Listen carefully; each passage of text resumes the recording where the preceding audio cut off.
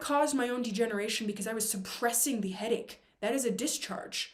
And it's a message that's saying, hey girl, maybe you have a little too much liver toxicity because you're living in a world that's super toxic.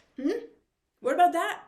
But I didn't know that that's what my body was trying to tell me until I ended up with worse illness. Those stomach ulcers that hurt like crazy. Everyone, welcome back to this series. This week, we're going to be talking about suppression as it relates to health. So what exactly does that mean? Let me share a little story with you because it will help you understand what I mean by suppression. Okay, so let's tee this up. 20-year-old patient comes into office, audible wheezing, meaning I can hear her having asthma issues. She has visible eczema on her arms and neck and face. I would say moderate in severity. There was no like ulcerations or anything like that. She had filled out her paperwork prior to coming in, and she had had 3 surgeries. She had had her adenoids and tonsils removed when she was young, and then she had all 6 turbinates. We have 3 on each side in her nose removed to help improve her breathing because she had such a hard time breathing. So she comes to see me as a last resort. She has something big coming up, and being a young woman, having eczema on your face is it's a pretty big confidence ding. She comes to see me as a last resort. So let's keep this story in mind as we go through the philosophy of understanding how we're going to go from that, where there is medical mutilation, thriving human being, because that is what happens in her case. And this is one of my favorite patients I've worked with because it happened so quickly. The philosophy of medicine and healing matters. That's not what conventional doctors know. And philosophy, you got to keep church and state separate, right? No, they go together. It's the art of medicine. It's not follow a diagram and a flow chart like the medical insurance model would like you to believe, and that is how you get to health. Although there is a time and a place for conventional medicine. My husband's on strict orders that unless I'm smashed into a million pieces, I am not to go to the hospital. And in fact, you will call any number of these doctors, naturopathic doctors, at my request, and you will not do going to the hospital with me. Okay, that's for emergency situations in my mind. The average American doesn't really know how to take care of themselves, and I don't think it's not a dig at anybody, it's just the reality. Like, I don't know about most of the ladies listening in, but like, I didn't really know that much about my period when I got my period. Like, very much the My Girl movie situation, if you've seen that with young Macaulay Culkin from the main character that played in Home Alone. Like, he was a little kid in that one when he played a younger than Home Alone. Anyway, I'm getting off on a tangent. We're talking about the philosophy of healing. So I want to bring in a few names here. Samuel Hahnemann was a medical doctor in the late 1700s, early 1800s. Constance Herring, 1800s to 1880 was his life. James Tyler Kent, a notable homeopath that actually made Samuel Hahnemann's The Organon make sense. Not that it doesn't make sense, but it's old English language that I'm not well versed in, and hopefully as I advance in my understanding, I will continue to be able to hear what he's saying and it make logical sense in my brain. And then Henry Lindlar, a medical doctor from the late 1800s to the early 1900s. And let me preface this. No human is perfect. We all have said and done things in our life that maybe, they don't always align with us. That does not negate the goodness that comes out of these different practitioners. This is where I am taking these different ideas and putting them into this video for you. And the other one is a colleague of mine who's practicing in Portland. He's a young man I know, Dr. Ben Reeves, who wrote this really excellent, concise, like 80-page book on naturopathic philosophy. It's fabulous. So these are the resources I've taken for this episode. Because remember, I want to talk about people that have been forgotten in medicine. There is a medical school named after Samuel Hahnemann, a conventional medical school, literally the world's most famous homeopathic doctor. And there's a conventional medical school named after him. What's going on there? I wonder. We're talking about the philosophy of medicine, okay? So we're keeping that story of my 20-year-old patient that's had 3 different medical procedures. She has audible wheezing in office right now. She does not sound good. To be honest with you, when she walked in, I had a little bit of a butthole clench. I was a little scared. I was concerned because She did not want to be on medication. And I'm like, standard of care. Standard of care tells me that she needs to be on medication. She was having nighttime symptoms, so she needs to probably be on a couple different medications. So I'm teeing this up, saying that that's not what we did. And to be honest with you, I was beyond impressed because she actually did what I asked her to do, and she did everything. She didn't just do the tea and the tincture, she did the big things. As one of my mentors, Dr. Yarnell, said, what we do really isn't that sexy as naturopathic doctors. We zhuzh it up with herbs and homeopathy, and yeah, that stuff helps, but really it's the lifestyle changes, the foundation for health, that make the difference. If you're in a shitty relationship and you're binge drinking all the time, I mean, yeah, we can throw some herbs at it. See what happens. It's not going to be as awesome though as if you stopped binge drinking and you got out of that abusive relationship and then you changed your diet and you started drinking more water and you started exercising. You see what I'm saying? Like, it's not just one thing. There's not a magic pill. Newsflash, there's not a magic pill. Who knew? I want to talk about a few different concepts, okay? One of them is the process of healing. This is by one of my oldest mentors, Dr. Jared Zeff. He wrote this, I believe, in the 80s. Hopefully I'm correct there. And we will put up a graphic so you can see. I don't know about you guys, but I'm a pretty visual learner. It makes things much easier when I actually have like a little graph. And that's what I really love about this medicine is we can create graphs and understand, because healing, despite the conventional medical perspective, has an order. If you don't believe in gravity, gravity still impacts you. It's not a matter of like, oh, you have to believe in it for it to be effective. No, these laws on healing, very astutely put together in Dr. Reeb's book, affect us every single day, every moment, in every aspect of our health and wellness. So let's start with Samuel Hahnemann, the highest calling of a physician. Any ideas, guys? Because it's not the throw of drug at every single illness that you have. And in fact, according to Hahnemann, or maybe it was Kent, regardless, one of these old timers that's from beyond the grave that's sharing their wisdom with me, the drugs are actually worse than the illness at times. I would say at times. There is a time and a place. I'm a big believer there's a time and a place. But the way that the average American is consuming pharmaceutical medications, hitting to place. So let's start with Samuel Hahnemann. Paragraph 2 of the Organon.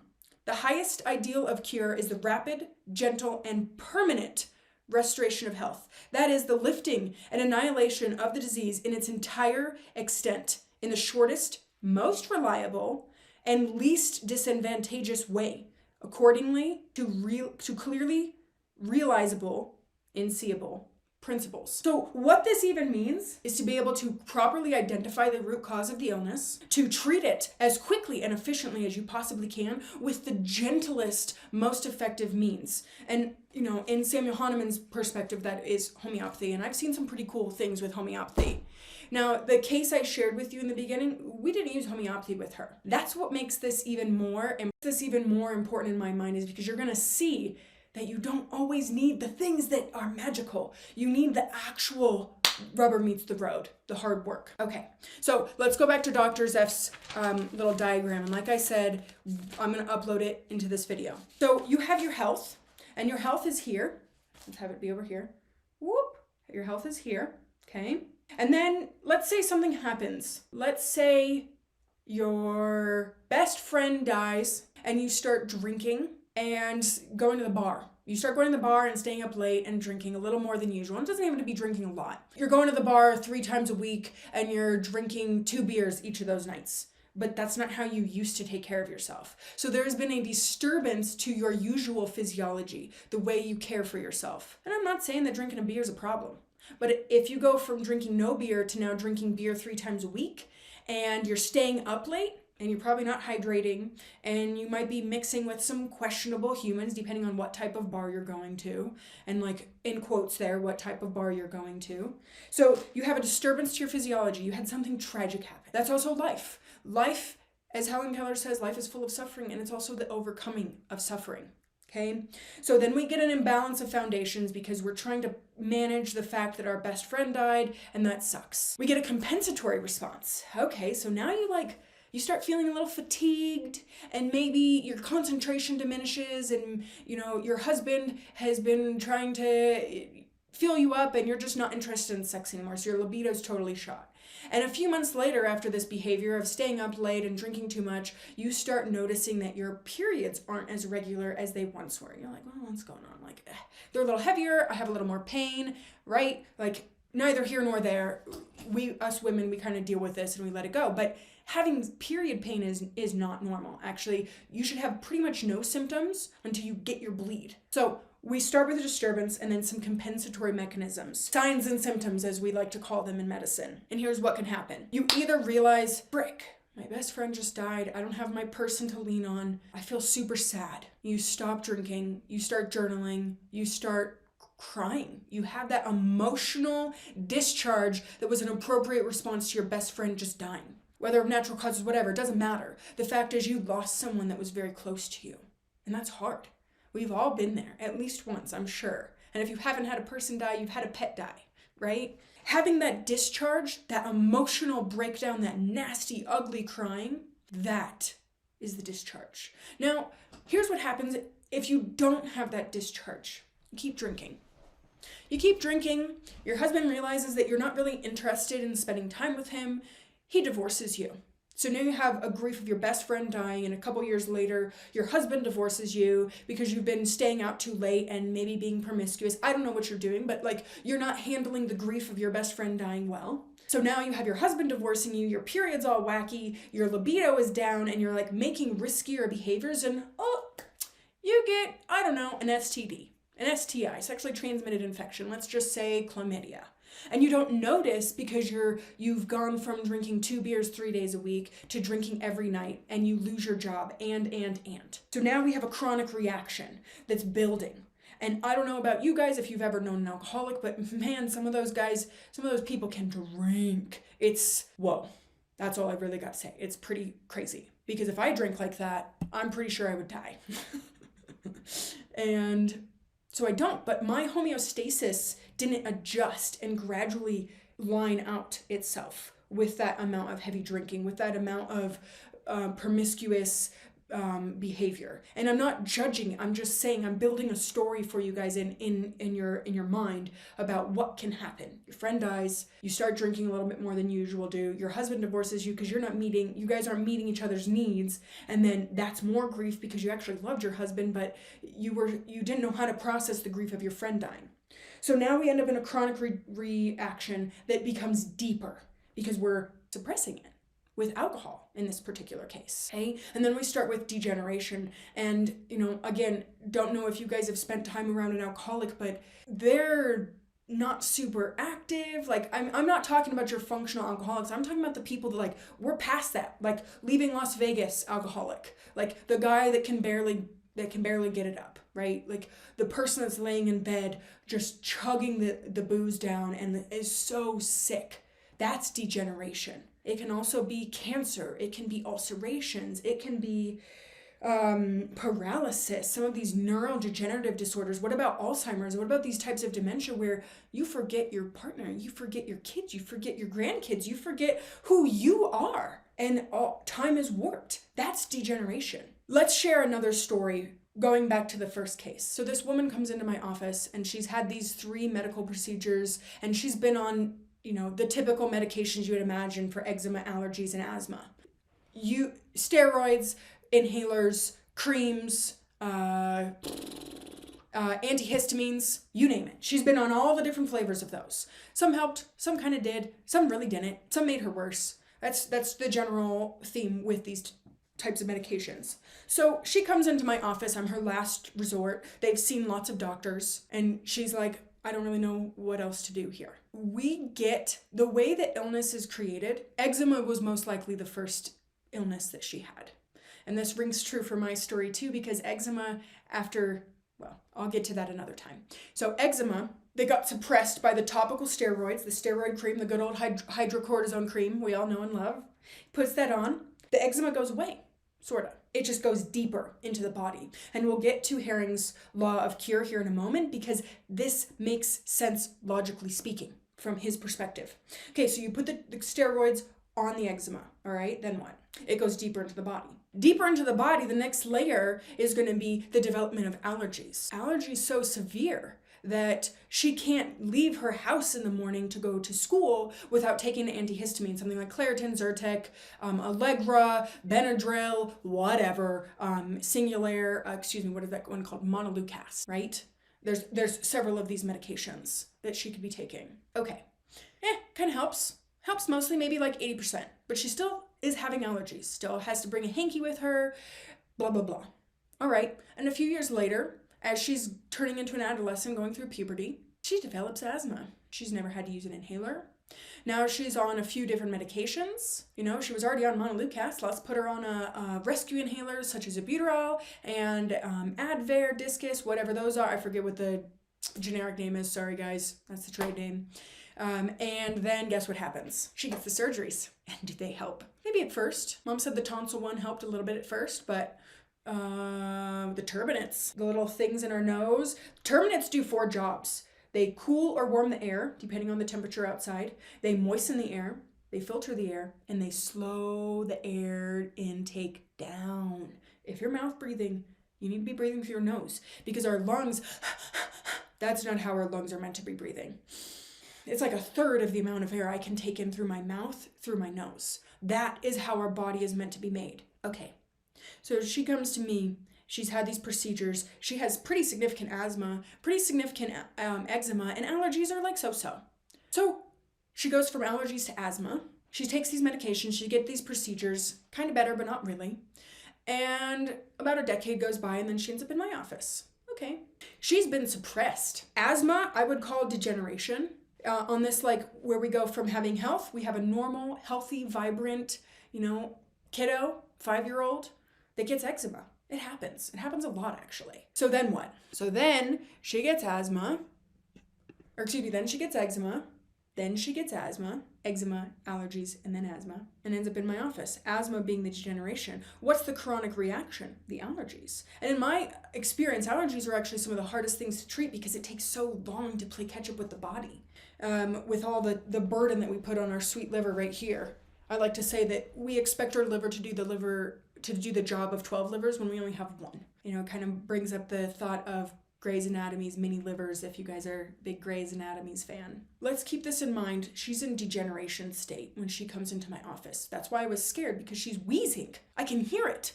I can hear it when I listen to her lungs. I can hear the wheeze. I'm like, this is not good. This is not good. What do we do? I'm scared, because if something happens to her, I lose my license. My whole profession is at a loss. Okay, so I write up a treatment plan, and we'll hold on to what we're doing there. So we talked about the things that cause imbalances to our foundations for health, the disturbance in our physiology that lead to disturbances in our foundations for health. And sometimes those are fun. I was just at a conference. I stayed up way too late. I drank more than I usually drink. And those compounded with sitting inside all day in an over air-conditioned conference room, staring at a screen, learning some pretty amazing things nonetheless. But regardless, that's not how we humans are meant to be. We are creatures of nature. We are meant to be laying in the grass, enjoying the sun, without sunscreen. Okay, so let's talk about Constance Herring's law of cure. I love this one because it's very simple. It's so simple, in fact, that it can't be. So he says, symptoms of chronic disease disappear in a definitive order, going in reverse and taking about 1 month for every year the symptoms have been present. Symptoms move from the more vital organs to the less vital organs, the skin to the lungs, for example, from the interior of the body towards the skin. So this is how healing happens. Let's keep this in mind. Disease goes the opposite direction of how healing happens. Symptoms move from the top of the body downward. And we see this with like little kiddos, respiratory, like upper respiratory infections when they get rashes that start on their like chest and they move down their legs. Okay, so all cure starts from within, from the head down, and in reverse order as symptoms appeared or have been suppressed. So in this patient's particular situation, I saw them a week later because something acute was going on and I wanted to make sure that we weren't missing something really important. The eczema was almost 50% better. I was impressed. I could still hear the wheeze on auscultation when I listened to her lungs, but I couldn't hear it with my ears anymore, like in office, without my stethoscope. okay, so what's going on here? In her particular case, she was not taking medications anymore that were suppressing. She had stopped doing that a few years before because they weren't really helping. So she stopped the suppression. The eczema flared, the asthma worsened, everything worsened because the body must discharge the boogers, the diarrhea, the vomit, the nausea, the heartburn, the coughing, the wheezing, all the crying, emotional releases, the ear infections, the bleeding noses, the wax on the toes. These are all forms of discharge. And if you've ever sneezed and held it in, you're holding in the discharge. You're holding in the junk the body's trying to throw out. So that brings me to Henry Lindlar, who says that disease happens in 3 ways. You have the accumulation of morbid matter, you have lowered vitality, and you have improper balance of lymph and blood. Okay, so what the hell does that even mean in plain English? 1, lowered vitality. You're not doing the things that fill your cup. You're doing the things that take from you. Take. You work a night job and you take Xanax to go to sleep because you're wired after working a really stressful night job. I don't know what you're doing. Maybe you're like a 911 operator or something. So you take Xanax to go to sleep. You're suppressing that nervous system that's going on. Okay? Then what? Lowered vitality, doing the crap you don't want to do. Sometimes we have to do things we don't want to do. What about improper balance of blood and lymph? That's nutritional deficiencies. I don't care if you're eating organic. I don't care if you're eating 100% organic. Unless you're eating off of a regenerative agricultural farm that's actually putting nutrition back into the damn soil, you are not getting the nutrition that you need. You are just not. And even at that, I would say regen ag is probably the only approved in my mind, and I'm always willing to learn. Maybe there's something I don't know about. But the other thing that's important is even if you're eating organic, you're eating less poison, basically, not necessarily more nutrition, because it still was farmed in California, most of us in the US, farmed probably a few weeks earlier than it needed to be, so it's not as nutrient dense as it would be if it was ripe. And then it gets shipped over to here we are in Colorado or wherever you are in the Midwest, or maybe even in Florida. And it sits on the grocery store shelf for 3 weeks. So now we have 6 weeks that go by between the time that plant was picked and that time the plant that gets cooked, or maybe it sat for another 3 weeks in your refrigerator drawer before it gets cooked. So now we're looking at 9 weeks. You think there's actually nutrition in there? Lettuce nutrition lasts for 3 days. You harvest lettuce, it's most nutritious moments after you harvest it. Good time to start growing your own lettuce, people. Iceberg lettuce don't count. That's crunchy water. So we have 3 days. And I don't know about you, but when I buy the lettuce from the grocery store, even my natural grocers, my health food store, that stuff never lasts for more than 3 days before it starts to get that weird yucky slime that turns bitter, and you know what I'm talking about. So what do? Okay, so that was the nutrition component, and now the third one, morbid material and accumulation of toxins in the body. Well, we live in a really toxic world. We are exposed to far more industrial chemicals, pesticides, herbicides, heavy metals, because of the world we live in. And there is some goodness, and I talked about this in the plastic episode. Plastic has made things accessible to classes of humans that previously wouldn't be able to have blah, blah, blah. Do the benefits outweigh the harm that it's causing us as a human species? The fact that sperm counts today are 50% of what they were in the 70s. Today's sperm counts are what was considered infertile in the 70s. The fact that 50% of fertility age adults are having a hard time getting pregnant. Not to mention some of the other weird things that seem to be going on in our society, right? There's some just interesting perspectives happening in the world right now. Okay. So what do we do about that? I love Ben Reeb's book for this because he did such a good job. So let's see if I can show you this. I'm going to show you this. And I'll actually get a better image so you can actually see it. He drew a sweet little triangle with chronic disease in the middle. You have toxicity on one of the points. You have nutritional deficiencies on one of the other points, which we talked about. I don't care if you're eating organic, you ain't getting your nutrition. I guarantee it. Fight me on that. And a weak vital force from doing the crap you don't want to do that doesn't feed your soul. And, all the other factors, there's a lot, that's one aspect of it, but that's the main one, because we've got to take care of our parents, and we've got to, do the PTA meeting, and we've got to, meet our friend for drinks, but we really don't want to drink. We'd rather go for a walk, but they don't like to walk. You see what I'm saying? These things build up. So how is health created then? We have a strong vital force. We reduce our toxic exposures and we have nutrient repletion, which means taking supplements. And not all supplements are created equally. And working with a professional that actually knows what the hell is up with nutrition, because I'll tell you, most medical doctors don't get any nutrition education in school, maybe an hour if they're lucky. And it's like the very basics. You know, I got an argument with my stepfather-in-law because the FDA, or excuse me, the USDA says that we only need 88 milligrams of vitamin C. We only need 88 milligrams of vitamin C to prevent scurvy, people. I'm not trying to have scurvy. I'm not trying to just barely get by in life. I'm trying to actually thrive. That's my job as a naturopathic doctor, is to help you guys thrive. Help my patient that had those horrific surgeries that did not help her, that have probably taken years off of her life, unfortunately, because the medical system did the best that they thought that they were doing. But they forgot that nutrition matters. They forgot that toxicity matters. Toxicity really mattered in my patient's case. Okay. So the 3 things that cause disease is lowered vitality, not proper nutrition, and too much exposures to toxins, all right? So if you're working with a naturopathic doctor and they're not talking to you about your toxic exposures, they're not talking to you about how to raise your vitality, this is why there's no magic pill. There's not a pill to make you have joy in life again. You have to find the things that bring you joy. And if you don't remember what those are, maybe you need to spend time with a kid or a dog or another creature that's way less inhibited than we are when we become adults. Restoring health is not the removal of symptoms. And this comes from James Kent. So this begs the question then, what does it mean when something is working? Something is working.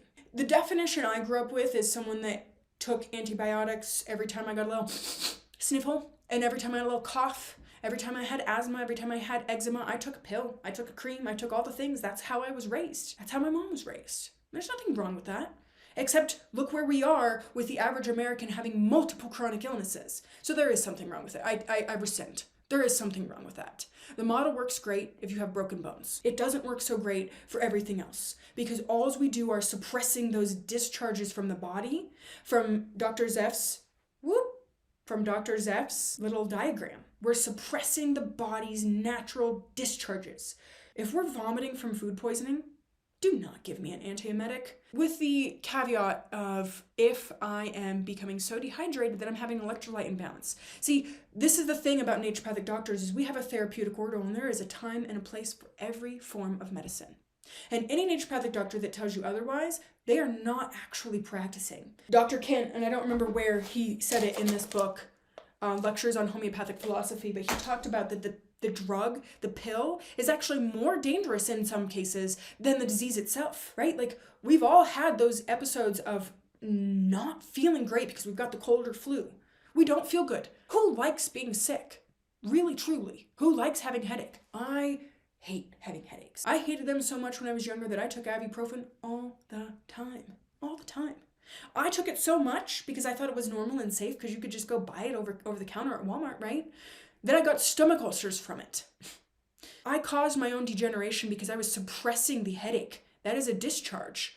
And it's a message that's saying, hey girl, maybe you have a little too much liver toxicity because you're living in a world that's super toxic. What about that? But I didn't know that that's what my body was trying to tell me until I ended up with worse illness. Those stomach ulcers that hurt like crazy. And I lost all kinds of weight. I was under 100 pounds. I don't have a lot of pictures from them because, like, I didn't look good. I didn't feel good. No one likes being sick. Who likes being sick? Find me someone. I'm sure there's someone, because there's always an exception.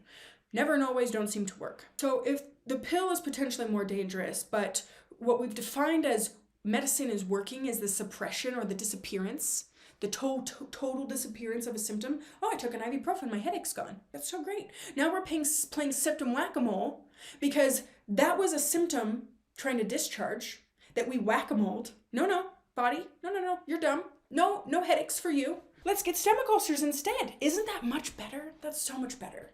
I'd much prefer to have a headache than have a stomach ulcer and be under 100 pounds ever again in my life. Now, I realize not everybody is willing to do that and be a, what I refer to as a glutton for punishment. I won't take ibuprofen, at least not unless I'm in a hospital. I'll say that. Because if I am ambulatory, I'll just drink some water, go for a walk, or go to bed if I've got a headache. That's my solution to solving it. Because that's usually what it is. It's like, oh, I've got a dehydration headache, or I've been staying up too late and eating too much sugar, right? Like, there are these different components that come into our health. And if we're not listening, we are suppressing the symptoms. Okay, you guys get that. So let's go back to this question though. What does it mean when something is working? Well, according to Kent and Hahnemann, it means the total restoration of health. Restoring health is not the removal of symptoms. It is restoring vitality. It's restoring joy. It's taking you from those moments of you feel like garbage and you're saying it in your head, I feel terrible. And then everywhere you look, oh, that tree looks terrible. Oh my God, that person looks terrible. Oh my God, this is terrible. Everything is freaking terrible. And I'm terrible too.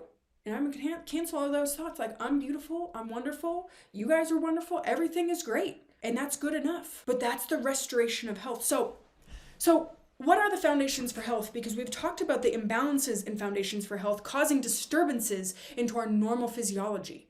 Normal? I'm talking, I'm walking, I can go for a walk, I can sleep and sleep well. So our foundations are our hydration, our nutrition, and I'm talking food, people. I'm not talking the crap that comes from a box.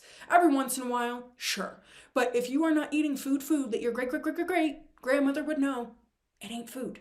Okay, if you have to explain to them what this is, like talking to your ancestors and you're like telling them, trying to convince them Jimmy Dean sausage, look at the ingredients. If you need a chemistry degree to read more than 2 of the ingredients in there, it's not food in my mind, okay? So we have hydration, we have nutrition, we've got movement, we have community, we've got rest, play, joy, safety, really Maslow's hierarchy, which again, I'll put up here. Got that little dyslexic brain of mine that goes backwards and things. Maslow's hierarchy. It's the very basics: food, water, shelter, clothing. And then the next layer up is like, do you feel safe? Do you have people you can confide in? And then until you can actually self-actualize and you can become the person that you've always wanted to be, helping people, doing the things, whatever it is. Maybe you want to be a spear fisherman. Awesome. I hope that I get a patient that like hates their job and they have a crappy relationship with their partner and they just want to throw it all away and go to an ashram in India. Or whatever. I don't care. I am not attached to anything, but like someone that makes such radical changes in their life because they realize the life they've been living is not in alignment with who they truly are. That is self-actualization, the top of Maslow's pyramid. Okay, so the foundations. This is how you take care of yourself. And drinking water isn't just the way you hydrate yourself. Eating food like food, isn't proper nutrition. And as I said earlier, unless you're eating most of your vegetables and your meat, any of your food, and it's not coming from a regenerative agricultural farm within a 100-mile radius of where you live, I know that's a tall order. I know, I'm aware. You're not getting the proper nutrition that you need, which means you need to be supplementing. And not all supplements are created equal. So then what do we do? So let's circle back to my patient, my 20-year-old. So like I said, I was scared because I'm like, this girl's wheezing and my medical brain says, well, what if she goes to sleep tonight and doesn't wake up? Oh my God, that's on me. I'm going to lose my license. And I said, God, put this person in my office today to test me, knowing that I'm going to be able to help them. They're at their wits' end. They've done everything conventional medicine has to offer and then some. While I'm waiting for my Carol food intolerance evaluation to come back for her, I give her an extensive treatment plan. You're going to throw away all these personal care products. This is the lotion you're going to buy. No more perfumes. You're going to get rid of all your cleaning products and you're going to buy this brand of cleaning products. And until you get them in, you're going to use vinegar and baking soda. And if you must vacuum, you're going to do so in the morning. You're going to wash your sheets once a week. And change your pillowcase twice a week. And you're going to turn a humidifier on with filtered water in your home. You're going to get a filter for your water. And you're going to filter your water and drink filtered water with minerals in it. So I provided them with some minerals. And she comes back to see me in a week. She looks more vibrant. All we did was clean up her lifestyle, like the toxicity in her environment. That's all we did. Her eczema is 50% better. I can't hear with my ears, with my naked ear, that she has wheezing. I could still hear it on auscultation when I listened to her lungs.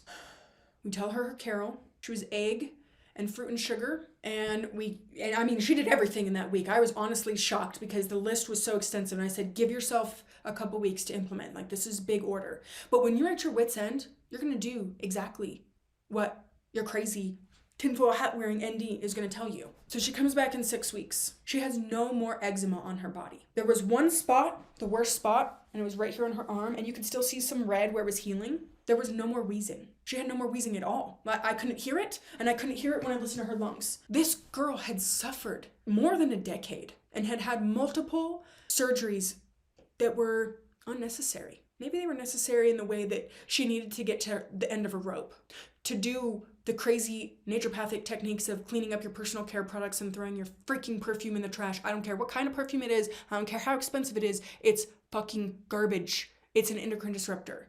And she heard me. And I said it a little bit nicer than that, but she heard what I said because she was at her rope's end.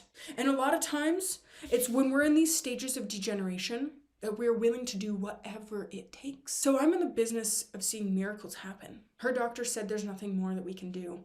So she comes to see the quack that just moved to her town. I'll take that. I'd rather be a duck that actually sees magic in her office than someone that just follows flowcharts. And that's not a dig at doctors, that's a dig at the medical establishment as a whole, brought on big pharma. And we'll talk about the history of medicine, because that's really important, understanding how we got here as alternative medicine practitioners called quacks. So we talked about some theories from 4 different folks. We talked about Samuel Hahnemann's, the highest order of the physician is to restore health by the safest and most gentle means and most rapid means possible. We talked about Henry Lindlar's The 3 Causes of Disease: accumulation of toxins in the body, low vital force, doing the crap you don't want to do, and too much of it and not enough of the stuff that builds you up and makes you feel excited and joyous. And then improper nutrition, because we're not getting it. None of us are getting it unless we're being incredibly mindful. And I am so fortunate to live where I live, because I believe Colorado, the area I live in, was just nominated as like the highest concentration of regen organic agriculture in the country. Yay for us actually seeing the move happen. And we talked about Dr. Kent's restoring health is not actually by taking total removal of symptoms. It's by actually restoring health. And it's not with the herbs. It's not with the homeopathy. It's the changing your lifestyle. Are you drinking water? Are you prioritizing your nutrition? Are you prioritizing sleep? Are you moving your body in a way that feels fucking good? And cardio may not be for everybody. I just had a patient who was exercising 6 times a week and she was freaking exhausted. And I said, what if you did 2 days of cardio and you walked or did yoga the other days? Lord and behold, she comes back and her energy is through the roof because she wasn't burning her candle at both ends. And then we talked about my brilliant colleague, Ben Reeves, how he put this together and explained good old Lindlar in his weird language and broke down Hahnemann as well into modern times. And he actually calls himself the modern naturopathic doctor, the modern vitalist. He's on Instagram, he's on social media, like highly recommend him if you're interested, or if you're in Portland and you're looking for an ND that's a good one, that's a really good ND, he's your guy. And then of course, Dr. Zeff's like little diagram of how health and discharge and back to health happens. And also how we end up with chronic illness and how we end up with degeneration because we take the pill and suppress and suppress and suppress. Now, one more thing before we go. That 20-year-old that walked into my office, if she was on medications, if she was on the 3 asthma medications and the 2 eczema medications and probably one other at least over-the-counter for allergies, let's see, 5, 6, that would be 6, maybe 7 medications. She would not have gotten better in 6 weeks. Absolutely not. And she had been off medications 4 years, 3 or 4 years, somewhere in there. Medications have their place, but they are all inherently suppressive. You get a headache, you take ibuprofen. You take ibuprofen enough, you're going to end up with stomach ulcers like your girl here. And those suck. You don't want those. And then you're going to lose weight and you're not going to feel good. And you're not going to want to eat, and then you're going to create some mental psychosis in your brain because you think the food is the reason that you're having all these problems when really it was the over-medication that so many Americans are having problems with. We refer to that as iatrogenicity, the proper taking of a medication, although I wasn't properly taking ibuprofen, but the average American isn't properly taking ibuprofen either when they've got their back pain and they're little achy and, all their popping joints. And So be mindful about your prescription and over-the-counter medication use. There's a time and a place, people, but not on a day-to-day basis. If you are having regular headaches, painful menses, eczema, and you are wanting to actually find true restoration of health, find a good vitalistic naturopathic doctor that's going to start with the foundations for health. If I didn't start by removing the crap that was poisoning my patient, literally poisoning, not a figure of speech, like actually poisoning her, she would not have gotten better. Yeah, we did some diet change, but she noticed more. 50% of her eczema went away when we just took out the crap that she was engorging her environment with, right? So I'll leave this for now. We have some brilliant people that came before us in medicine that have been suppressed. And so perhaps the next episode I will talk about the history of medicine. And I do want to thank all of you that have been listening and paying attention to what I'm saying. And I say it with the greatest amount of love because I really want to see people get well. And it's hard when you're used to eating banquet meals and you're used to eating all this crap that the pharmaceuticals and big ag and big food is telling us. Just listen to what I'm saying and know it comes from the place of great goodness in my heart. And I may be a little bit crude about things. That's just kind of my style. Like, that's just the way I like to roll. And if you take offense, you can fuck off because I don't really know what to say to you. This is just how it is. Reality check. My tinfoil hat came off a long time ago because all the tinfoils turned out to be coming true, and they're not even hiding it anymore about the food industry and the revolving door in industries between the pharmaceuticals and ag and food and blah, blah, blah. Signing off, Dr. Shayna Keller with the Magic, Miracles, and Medicine series.